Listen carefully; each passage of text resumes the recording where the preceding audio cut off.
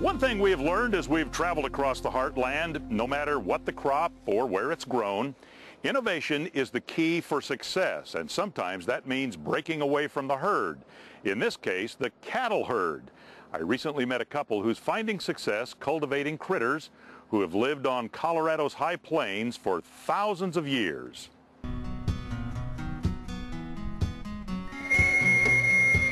It's a wildlife sound that you will hear on the high plains and in the mountains of Montana, Idaho, Wyoming, and Colorado.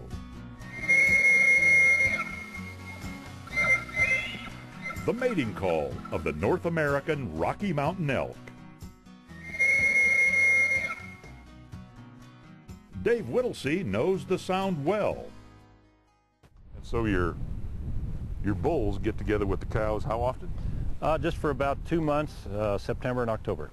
Dave has raised elk and bison for more than 20 years, most recently a total of 250 animals on his high wire ranch in southwestern Colorado. Dave says elk and bison make good partners in the pasture. They have complementary feeding habits. The elk feed on fine forage, while the bison prefer rougher vegetation. This area is known as the Colorado Redlands Mesa. It's basically cattle country, cattle ranches all around me. So one might wonder then, why would a rancher take his 320 acres and raise elk and buffalo? Well, according to Dave Whittlesey, the answer's simple. We definitely do less management than most people with cattle do. For instance, calving is never a problem. My neighbor here keeps 550, 600 head of mother cows, beef cows. He's out there every night for 2 months checking those cows every once in a while because they're having trouble having babies. Our animals are born in May once the blizzards are over, and June, and just very rarely do we have a calving problem. Dave used to lay carpet for a living. His wife Sue is a semi-retired certified public accountant. Ranching of any kind can be difficult, but Dave says the relative ease of raising elk and bison has left more time to raise their children, a daughter in high school and a son away at college.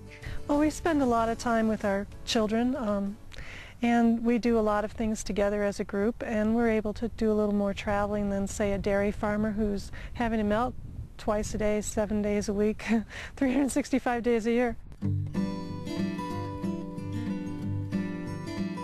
Plus, Dave adds, managing an elk ranch has proven more profitable than cattle.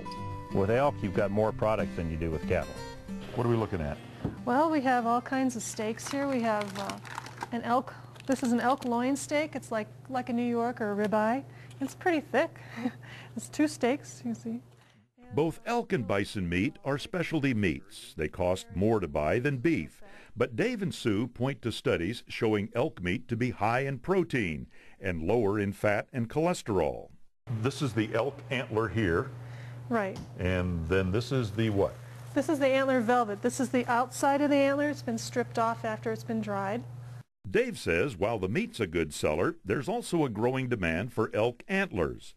Dave calls them a renewable resource since they'll grow back on the animal every year. And then we also do where we harvest the antler in the spring while it's still in its growth phase, about 60 days of growth. We cut the whole antler off, then we freeze dry it down and make it into that elk velvet. Oh, they like that. They'll leave. Dave's dogs chew on the rawhide-like velvet strips.